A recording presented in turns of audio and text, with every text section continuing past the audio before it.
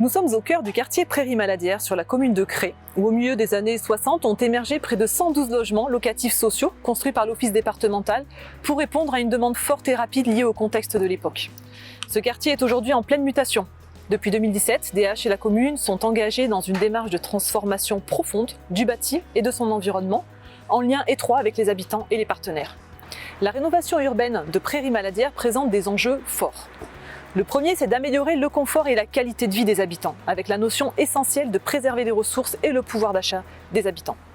Autre enjeu stratégique, c'est redonner de l'attractivité à ce site en améliorant la perception du bâti et de ses aménagements. Enfin, c'est mieux intégrer le site à son environnement, tout en anticipant les évolutions liées à l'usage, au climat. Une transformation qui se veut résiliente. En opérationnel, on a une déclinaison des actions en 3 axes. Premier axe, la réhabilitation de 64 logements qui a débuté en 2020 et qui s'achèvera au printemps 2023. DH intervient dans le cadre de cette réhabilitation sur 3 volets. Premier volet, l'amélioration énergétique, avec l'optimisation du système de chauffage, l'isolation thermique globale du bâti et la production d'énergie renouvelable. Deuxième volet, l'accessibilité des logements et du bâti dans son ensemble, en apportant une réponse concrète au vieillissement de nos habitants et à leur maintien à domicile. Installation d'ascenseurs, adaptation des salles de bain. Troisième volet, l'amélioration de l'usage. Création de terrasses en superstructure, transformation de loggia. Deuxième axe d'intervention sur le quartier, la résidentialisation, où les attentes des usagers sont au cœur de la réflexion.